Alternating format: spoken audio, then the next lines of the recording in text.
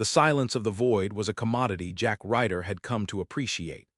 It was a deep, profound nothingness that seeped into the recycled air of his salvage scow, the stray dog, and almost managed to drown out the tinnitus in his left ear and the incessant rattling of the port-side inertial dampener. He was currently chasing the ghost of a long-decommissioned ore hauler through the Serpent's Teeth, an asteroid field notoriously unkind to anything bigger than a shuttle. The ship's long-range scanners were painting ghosts, echoes of dense metallics that his computer insisted might be a high-yield reactor core. More likely it was a rock with an attitude. "Anything, Betsy?" he asked the ship's computer, his voice a low rasp. A calm, synthesized female voice replied, "Negative, Captain. The probability of valuable salvage remains at 4.17%. May I suggest we return to a designated shipping lane? Our life support systems are operating at 73% efficiency." Jack took a long sip of his bitter, reconstituted coffee. "Betsy, you're a wonderful conversationalist but a terrible gambler. 73% is practically brand new. We press on."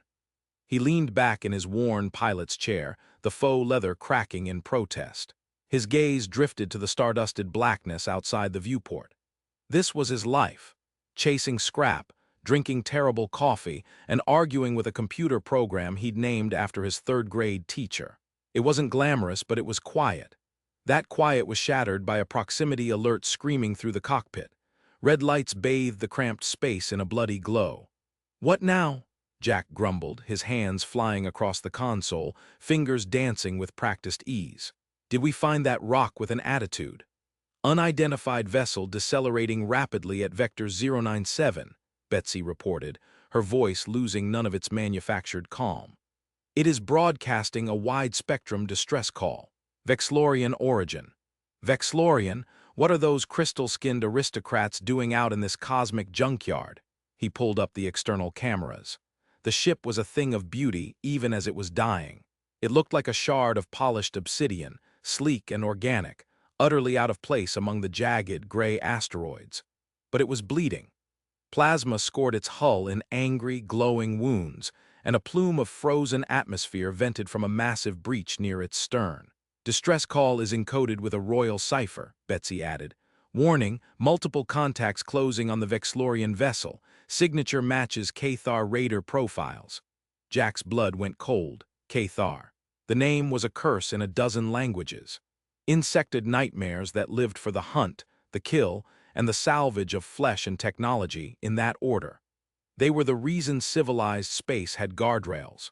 He watched as three smaller, vicious-looking Cathar ships, all jagged spikes and menacing engines, swarmed the wounded Vexlorian vessel like flies on a carcass. "They're finishing it off," he muttered.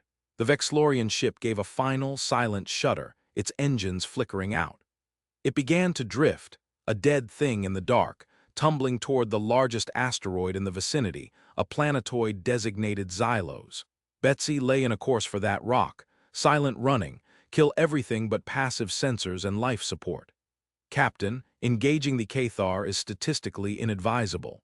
The probability of survival is less than 1%. "Who said anything about engaging them? They're going to pick that wreck clean and then follow the escape pods, but they're greedy. They'll send a ground team to strip the ship's core. They'll be loud, they'll be arrogant, and maybe, just maybe, someone important survived the crash. Your reasoning is based on behavioral assumptions, not tactical data." "Welcome to being human, Betsy," Jack said, a grim smile touching his lips. "We're all about behavioral assumptions. Now, let's go see if there's a reward involved." The stray dog moved like a shadow, its patched-up hull and low-emission engines making it little more than another piece of debris. Jack watched the Cathar ships dock with the wreck, their boarding parties swarming over it. As he predicted, one of the raiders broke off and began scanning the planetoid's surface, hunting for escape pods. He slipped past them, his ship a whisper in the void, and began his descent into the atmosphere of Xylos. The ride was rough, the little ship groaning under the strain. Below him, a world of perpetual twilight revealed itself, a dense jungle of phosphorescent flora that pulsed with an eerie, blue-green light. It was beautiful in a way that screamed, "Everything here wants to kill you." He found a clearing a few kilometers from the estimated crash site, The ground, a soft, spongy mat of alien moss. The air, once filtered through the ship's scrubbers, was thick and humid, smelling of damp earth, ozone, and something cloyingly sweet, like rotting fruit. He strapped a pulse rifle to his back, a heavy-caliber pistol to his thigh, and a combat knife to his boot. He pulled on a rebreather mask, not trusting the local bouquet. "Betsy, lock it down. If I'm not back in 12 hours, or if you detect Cathar on approach, get to orbit and run. Don't be a hero." "Affirmative, Captain. I am incapable of heroism. I will merely follow my programming." "Good girl," he said, and stepped out into the alien jungle. The silence here was different from the void. It was alive, a low thrum of a million unseen things breathing, crawling, and hunting. The ground squelched under his boots. Towering, mushroom-like trees dripped a viscous sap that glowed in the dark, casting long, dancing shadows. Jack moved with a quiet, efficient grace that spoke of a life spent in dangerous places. He wasn't a soldier anymore, but the training never left. You learn to be part of the environment, to make the shadows your friend. You learn to be a predator. It took him nearly an hour to find the crash site. The Vexlorian ship had carved a massive, smoking scar through the jungle. The air tasted of burnt metal and vaporized chlorophyll. And there, unmistakable, was the acrid, coppery scent of Cathar. He saw them before they saw him. Two of them, 8 feet tall, their chitinous exoskeletons a mottled brown and black. They moved with a twitchy, insected quickness, their 4 arms ending in wicked claws. They were chittering to each other in a series of clicks and whistles, their multifaceted eyes scanning the wreckage. They weren't being careful. They were conquerors, and this was their prize. Jack flattened himself behind a ridge of pulsing fungal growths, his heart a slow, steady drum in his chest. This was the part of the job he hated and the part he was best at, the hunt. His senses sharpened, the world narrowing to his targets. He tracked their patrol patterns, noted their weapons, listened to the rhythm of their movements. They were sloppy. He waited for them to separate. One Cathar moved deeper into the wreckage, while the other stood guard near a breach in the hull. Jack drew his knife. A rifle shot would bring the whole swarm down on him. This had to be quiet. He moved in a low crouch, his boots making no sound on the soft ground.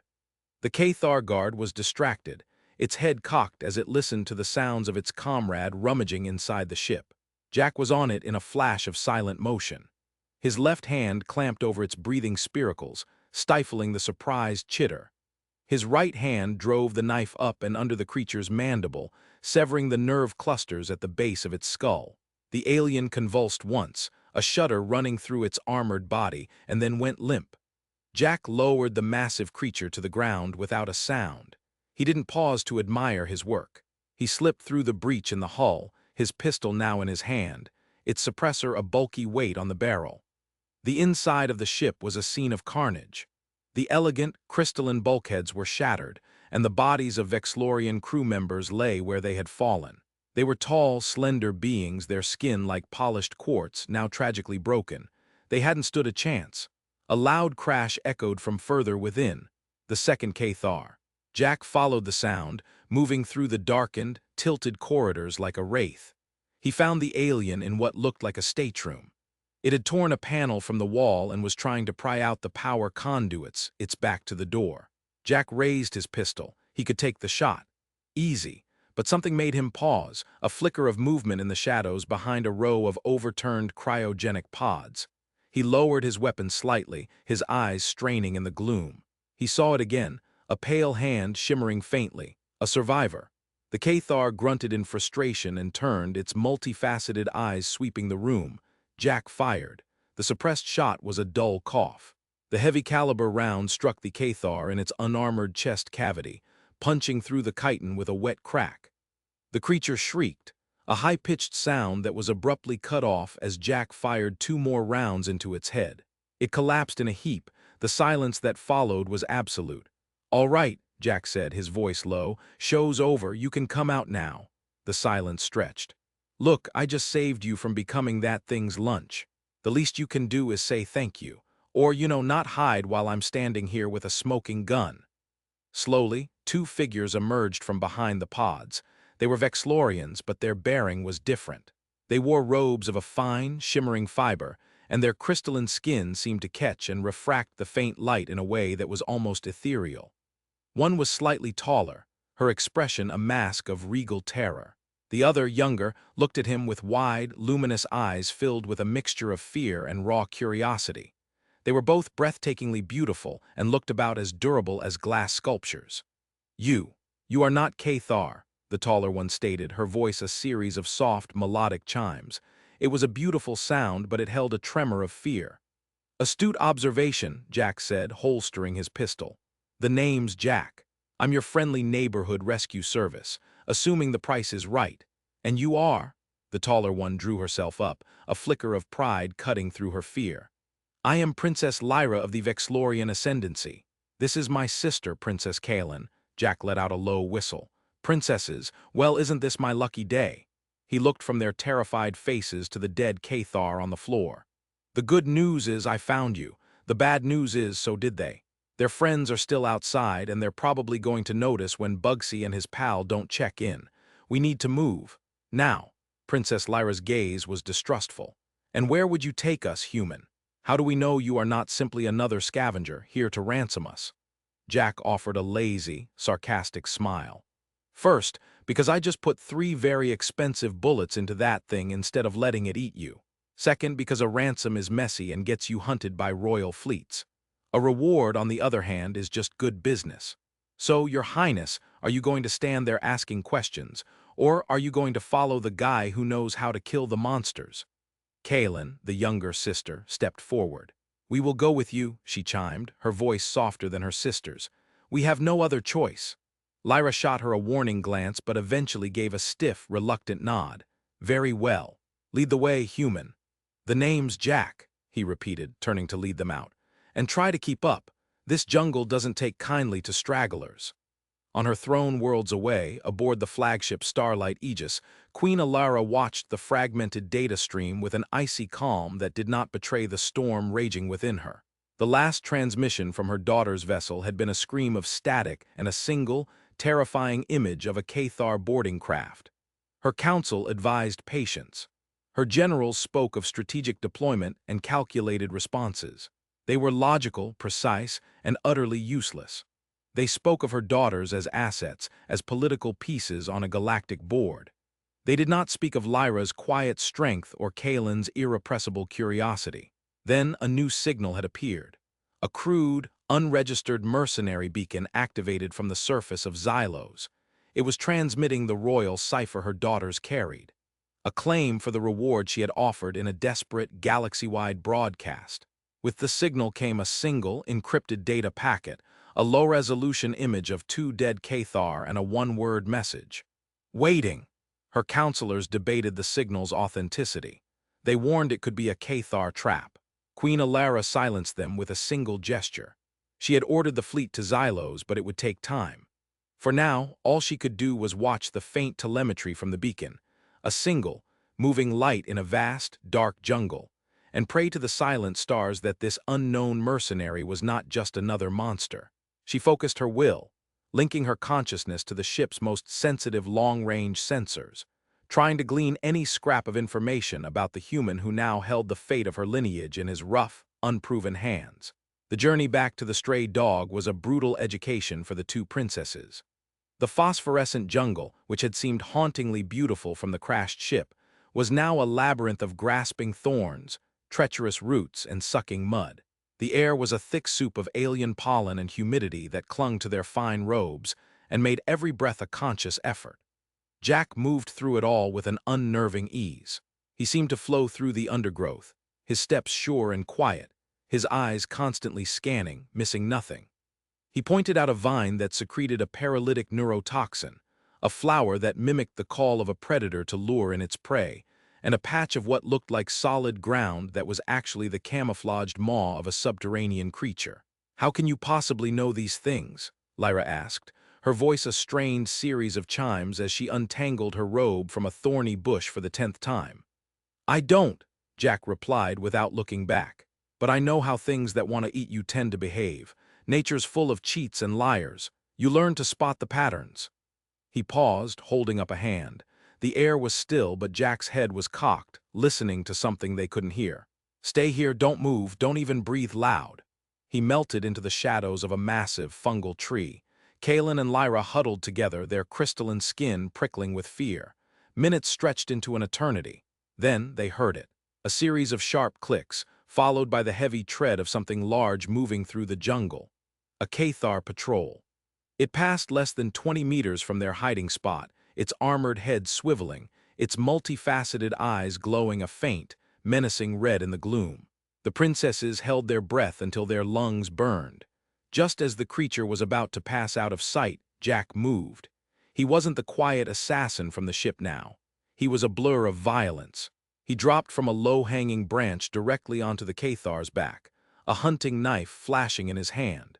He drove the blade into the soft joint where the creature's head met its thorax. The Cathar shrieked and thrashed, trying to reach him with its clawed hands, but Jack held on like a limpet, his legs wrapped around its torso, his teeth bared in a grimace of pure, primal effort. He twisted the knife and the shrieking stopped. The massive alien crashed to the ground, twitching. Jack landed lightly beside it, his chest heaving. He was covered in the Cathar's thick, purple ichor. He looked at the princesses, his eyes feral and bright. For the first time they saw past the sarcastic mercenary. They saw the predator. It was terrifying, and in a strange, primal way it was reassuring. This creature, this human, was on their side. You said not to make a sound," Kalen whispered, her voice trembling. "New plan," Jack grunted, wiping his knife clean on the dead alien's chitin. "That scream was an alarm clock. We need to run." Run, for a Vexlorian, was a brisk, elegant glide. For a human pushing them through a hostile jungle, it was a grueling, punishing ordeal. Jack practically dragged them, his grip on their arms firm but not cruel. He didn't seem to tire. His breathing was harsh, sweat plastered his hair to his forehead, but his pace never slackened. How do you maintain this?" Lyra gasped, her own energy systems flagging. Vexlorians were beings of grace and intellect, not physical endurance. "We're persistence hunters," Jack grunted, pulling her over a fallen log. "My ancestors used to chase animals for days until they collapsed from exhaustion. We're not the fastest, not the strongest, but we don't stop." The words hung in the air between them. It was a philosophy so alien to their own. Vexlorians solved problems with logic and precision. They built machines to overcome their physical limitations. Humans, it seemed, just willed their bodies to keep going long past the point of sense. They finally stumbled into the clearing where the stray dog sat, a squat, ugly, beautiful sight. But they were not alone. A group of 5 Cathar were circling the ship, prodding at its landing struts, chittering in frustration as they failed to find a way in. "Betsy, you had one job," Jack muttered under his breath. "They did not approach, Captain," the computer's voice replied, broadcast through his comm bead. "They emerged from the ground, subterranean tunnelers." "Fantastic," Jack sighed. "Of course they did." He pushed the princesses behind the cover of a thick, moss-covered rock. "All right, new plan, you two are the bait." "We are what?" Lyra exclaimed, scandalized. "They want you, you're the prize. I'm just the annoying bug they have to swat. So you're going to make a run for the ship's ramp. I'll provide a distraction." "What kind of distraction?" Kalen asked, her eyes wide. Jack gave them a grim, wolfish grin. "The loud kind." Before they could protest, he was gone, circling around the clearing through the dense undergrowth. The Cathar were growing bolder, one of them starting to claw at the ship's entry ramp, the sound of metal on chitin grating. Then the jungle erupted. Jack opened fire with his pulse rifle from the far side of the clearing. The weapon roared, spitting bolts of superheated plasma that tore through the Cathar's ranks. One went down immediately, its chest exploding. Another shrieked as its arm was seared off. They spun, disoriented, their attention now fixed on this new threat. "Go, now!" Jack's voice yelled over the comm. Lyra grabbed Kalen's hand and they ran. Their elegant robes were a hindrance. Their feet slipped on the spongy ground, but they ran with a desperation they had never known. The Cathar saw them, 2 of them breaking off to give chase. Jack kept firing, his shots precise, forcing the aliens to take cover. He was a whirlwind of controlled violence, moving from tree to tree, never staying in one place for more than a second. But there were too many. One of them got a lucky shot off, a plasma bolt grazing Jack's side. He grunted in pain, stumbling, his rate of fire faltering for a crucial instant. It was all the Cathar needed. The two chasing the princesses closed the distance with terrifying speed. They were almost upon them. Lyra cried out, pulling her sister behind her, bracing for the inevitable. Suddenly, a low hum filled the air, growing rapidly in intensity. The main engine of the stray dog flared to life, not for takeoff, but as a directed blast of pure thermal energy. Jack, clutching his side, was grinning from the tree line, a remote control in his hand. "Eat atmosphere, you freaks," he snarled. The blast of heat and force slammed into the two pursuing Cathar. It wasn't a weapon, not really, but the sheer, raw power of a starship's engine at point-blank range was devastating. The aliens were incinerated, their chitin cracking and blackening before they were tossed back like dried leaves in a hurricane. The princesses were knocked off their feet by the shockwave, but the ramp was just ahead. They scrambled up it, Kalen turning back to look for Jack. He was limping out of the jungle now, his rifle held ready, his eyes on the remaining two Cathar. They were enraged, charging him. He fired, taking one down, but the last one was on him. It was a massive brute, its claws raised to strike. Jack met the charge head-on. He dropped his rifle, sidestepped, and slammed the butt of his pistol into the alien's knee joint, shattering it. As the creature roared and stumbled, he brought the barrel up under its jaw and emptied the clip. He stood there for a moment, panting, covered in blood and ichor, leaning on the dead Cathar for support. He looked up at the ship, at the two princesses staring at him from the top of the ramp, their expressions a mixture of horror and awe. "Well," he wheezed, starting to limp toward them, "are you going to invite me in, or do I have to sleep outside?" Aboard the Starlight Aegis, Queen Alara watched the human's biometric data feed. She saw his heart rate spike, his adrenaline levels surge to heights her science officers insisted were lethal. She heard his strained breathing over the open comm, the crack of his weapon, his panted curses. She had a low-quality visual from the ship's external camera, a flickering image of a lone, wounded figure fighting against impossible odds with a ferocity that bordered on madness. Her counselors were silent now. They had no strategic model for this, no logical explanation for why a single, soft-skinned mercenary would fight with such suicidal determination. But Alara was beginning to understand. It wasn't about logic. It was about something deeper, something primal. It was the instinct of a protector, a guardian who had decided that the two precious lights in her universe were his to defend. And as she watched him limp up the ramp of his battered ship, a strange, unfamiliar warmth bloomed in her chest, an emotion her perfectly ordered and logical mind could not immediately categorize. It felt dangerously like hope. The interior of the stray dog was a testament to its owner's personality, functional, chaotic, and showing signs of a long, hard life.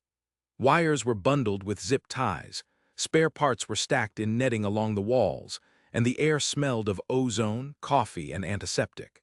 For the princesses, accustomed to the seamless, silent elegance of Vexlorian design, it was like stepping into a different universe. Lyra helped Jack into a chair in the small medbay, her usual regal composure replaced by a focused concern. His face was pale beneath the grime, and the plasma burn on his side was an ugly, blackened wound. "That requires immediate cellular regeneration," she said, her chimes soft with worry. "Yeah, well, the regenerator's on the fritz," Jack grunted, peeling back the scorched fabric of his jumpsuit. "Best I've got is a dermal stapler and some coagulant." Kaylin appeared with the medkit, her hands trembling slightly as she opened it. "Allow us," she said. Jack started to protest, but the look in Lyra's eyes silenced him. He leaned back, hissing as she began to clean the wound with an almost reverent gentleness. Her touch was cool and smooth, like polished stone. He found himself watching her, the way the faint light from the medbay console refracted through her crystalline skin, casting miniature rainbows across her face. "You are reckless," Lyra said, her voice a low murmur. She wasn't accusing him, she was stating a fact. "Got the job done, didn't it? You could have been killed. A logical being would have retreated, preserved themselves. And a logical being would have left you two to be Cathar Chow," Jack retorted, though his voice lacked its usual bite. "Sometimes logic is just a fancy word for cowardice." Kaylin paused in applying a sterile bandage. "Is that what humanity is? Illogical?" Jack considered that for a moment, the pain in his side a dull throb. "No, we invented logic. We love it, we build starships and computers with it, but we don't live by it, not entirely. We have other things, gut feelings, spite, loyalty, love, hope. He winced as Lyra secured the bandage. Things that make us do stupid, reckless, incredibly brave things. It's why we're such a mess, and it's why we're still around. He could feel their eyes on him, their Vexlorian minds trying to process this revelation. They saw the universe as a grand, intricate equation to be solved. He saw it as a bar fight you had to survive. With the immediate danger past, Jack piloted the stray dog off Xylos, pushing the battered ship into a low, stealthy orbit. The Cathar were still out there, hunting, and his little scow was no match for their raiders in a straight fight. "They'll be scanning for our energy signature," he explained, his voice tight with pain. "So we go cold." He shut down all non-essential systems, plunging the ship into a dim, quiet state. They drifted, a dead piece of metal in the shadow of the planetoid. For the next few hours, they waited. The silence in the cockpit was thick. Lyra and Kalen sat in the co-pilot chairs, watching the starfield. "It is beautiful," Kalen whispered. "We are taught the mathematics of orbital mechanics, the physics of starlight, but we are rarely encouraged to simply observe." "It's a view," Jack said, trying for his usual nonchalance. "Gets old after a while." "Does it?" Lyra asked, turning to look at him. Her gaze was intense, analytical. "Or do you simply tell yourself that so you do not have to feel the awe? Is that another human trait, to hide your deeper feelings behind a shield of, what is the word you use, sarcasm?" Jack was caught off guard. He opened his mouth to make a clever remark, but nothing came. She saw right through him. "It helps," he finally admitted, his voice quiet. "The universe is a big, empty place. It's easy to get lost in it if you're not careful." A proximity alert chirped softly. A Cathar raider was making a sweep of their sector.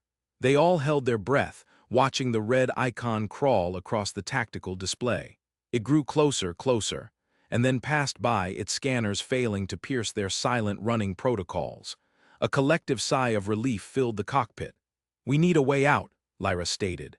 "Your ship is not capable of outrunning them, and my mother's fleet is still hours away." "I know," Jack said, his mind already working. "Their ships are faster and better armed, but they're pack hunters. They think as a pack. All aggression, no subtlety. We just need to give them something else to chase." He outlined his plan. It was, by any Vexlorian standard, completely insane. He intended to use the ship's last survey drone, modify its energy signature to mimic the stray dogs, and send it on a trajectory right through the middle of the asteroid field. While the Cathar were chasing the ghost, they would make a run for it in the opposite direction. "The chances of the Cathar falling for such a simple deception are minimal," Lyra argued. "Their sensor technology is advanced." "Their tech is fine, it's their brains that are the problem," Jack countered. "They're predators, they see movement, they chase, they see a target running they can't resist. I'm not betting on their tech failing. I'm betting on their instincts." It was a gamble, a desperate one, but it was all they had. While Kalen helped him modify the drone, Lyra watched, her arms crossed. She was seeing the pattern now.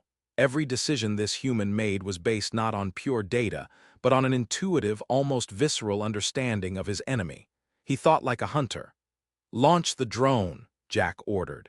The small probe shot away from the ship, its transponder screaming a false energy signature. As predicted, two of the three Cathar raiders immediately gave chase, plunging into the dense asteroid field. "Now our turn," Jack said, his hands flying across the console. The stray dog's engines came to life with a shudder. "Hang on." He pushed the ship forward, not away from the remaining raider, but directly toward it. "What are you doing?" Lyra cried out. "This is suicide." "They'll expect us to run away," Jack said through gritted teeth, his wounded side protesting the G-forces. "They'll never expect us to charge." The Cathar ship, caught by surprise, hesitated for a fatal second. Jack wasn't trying to fight it. He was playing chicken. He piloted the stray dog on a collision course, veering off at the very last moment, scraping past the raider's hull with a scream of protesting metal. He fired a single magnetic clamp that latched onto the enemy ship's comms antenna. "Betsy, full power to the main comms array, broadcast on all frequencies, and find the most annoying sound file you have." "Acknowledged." "Broadcasting a 23rd century Earth recording titled Death Metal." An unholy cacophony of screeching guitars and guttural roars erupted from the stray dog's comms, flooding the Cathar ship systems with debilitating noise.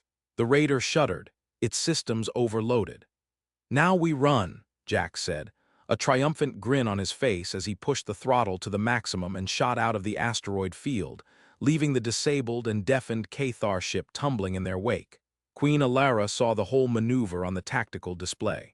She saw the insane charge, the illogical tactic, the sheer, brazen audacity of it.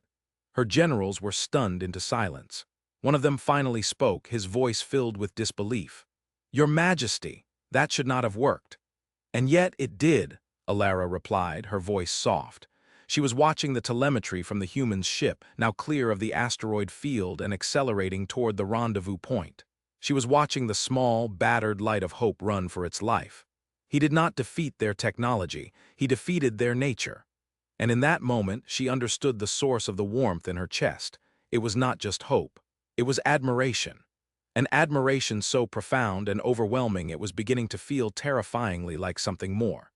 She, the logical, serene queen of the Vexlorian ascendancy, was utterly captivated by the beautiful, violent, illogical chaos of this one human. The rendezvous with the Vexlorian fleet was a sight to behold. A dozen ships, each one a masterpiece of crystalline engineering, dropped out of hyperspace, their forms shimmering against the black. They formed a protective cordon around the tiny, scarred stray dog, their presence a silent, overwhelming promise of safety.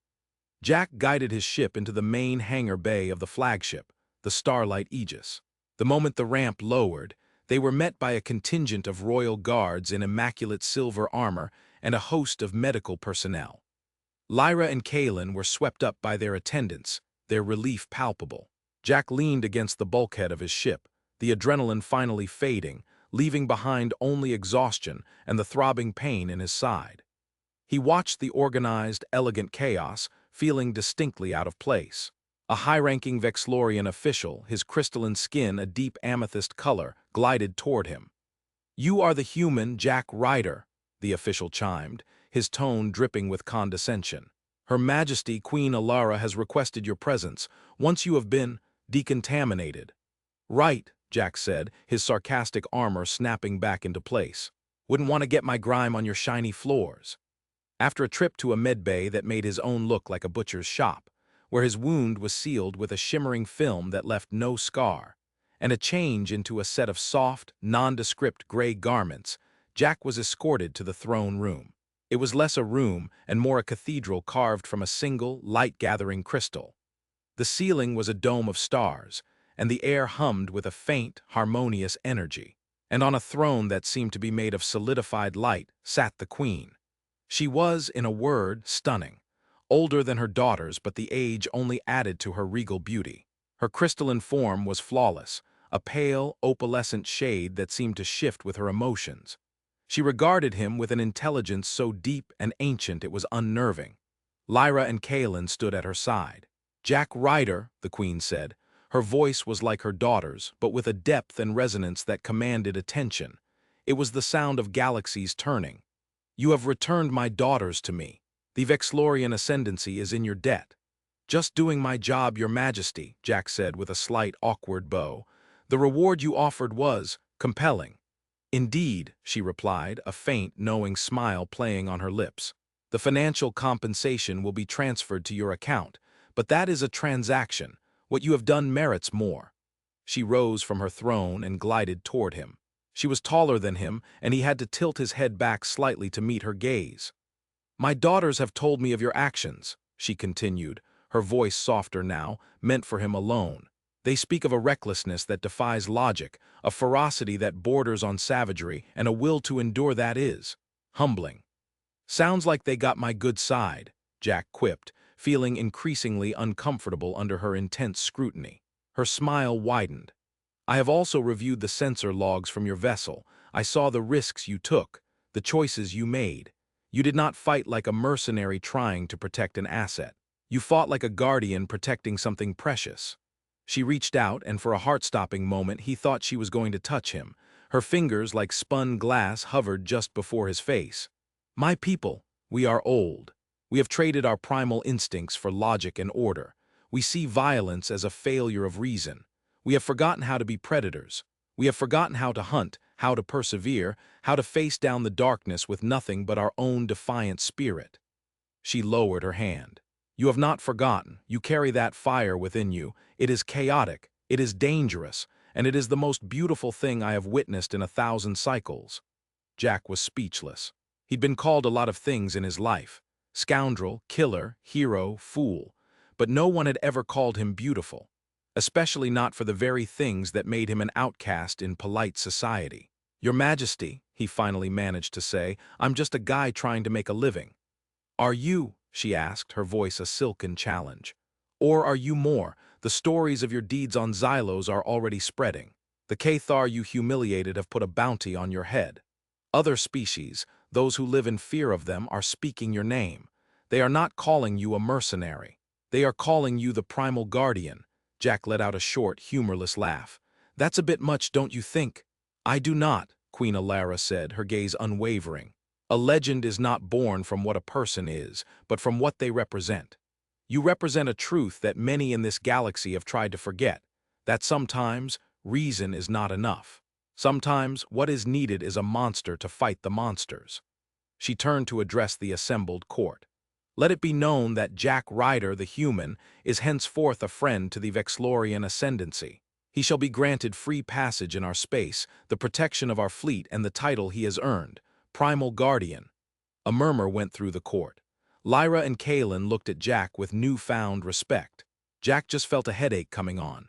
Titles, protection, legendary status. It was all so complicated. All he'd wanted was a payday. Later, as the stray dog, now fully repaired, refueled, and with a cargo hold full of high-grade trade goods that were part of his reward, was preparing to depart, Queen Alara sought him out in the hangar bay. She was alone. You are leaving, she stated. It was not a question. That was the deal, Jack said, leaning against his ship. Got paid, job's done. The title I gave you is not a cage, Jack Ryder. It is a key. It will open doors for you. It'll also get a lot of paint scratched on my hull by people wanting to test the legend, he countered. She moved closer, the soft glow of the hangar lights catching in her crystalline hair. Is that what you fear, a challenge? I fear paperwork and politics and formal dinners. Your world is not my world, Your Majesty. Call me Alara, she said softly, and perhaps you are right. But our worlds have collided, have they not? And the result was not destruction but salvation. She stopped just in front of him. I find myself intrigued by your world, by the chaos and fire you carry so casually. I wish to understand it better. The implication in her voice was unmistakable. It was an invitation, one that went far beyond political alliances or grateful rewards. It was personal, intimate, and it made the space between them crackle with an energy more potent than any plasma rifle. Jack, the cynical, sarcastic salvager who trusted no one, found himself at a loss for words. He looked into her ancient, luminous eyes and saw not a queen, but a woman fascinated by the very darkness he had always tried to keep hidden. My calm frequency is open to you, she said, finally breaking the silence. Should you ever find yourself in need of more than just a payday? She turned and glided away, leaving him alone with his battered ship and his brand-new legend. He watched her go, a strange mix of apprehension and exhilaration churning in his gut. He climbed into the cockpit of the stray dog and lifted off, guiding the ship out of the Vexlorian flagship and back into the familiar, silent embrace of the void. He plotted a course for the outer rim, for a place where names and legends didn't matter. But as he flew, he knew something had changed. He was no longer just Jack Ryder, salvager. He was the primal guardian, a human who had reminded an ancient, logical race of the power of instinct. A man who had looked into the eyes of a queen and seen not a client, but a kindred spirit, one who saw beauty in his scars. He looked at the blinking light on his console that indicated an open, priority channel from the Vexlorian queen. He didn't answer it, not yet, but he didn't close it either. The universe was still a big, empty place, but for the first time in a very long time it didn't feel quite so lonely. The legend was just beginning.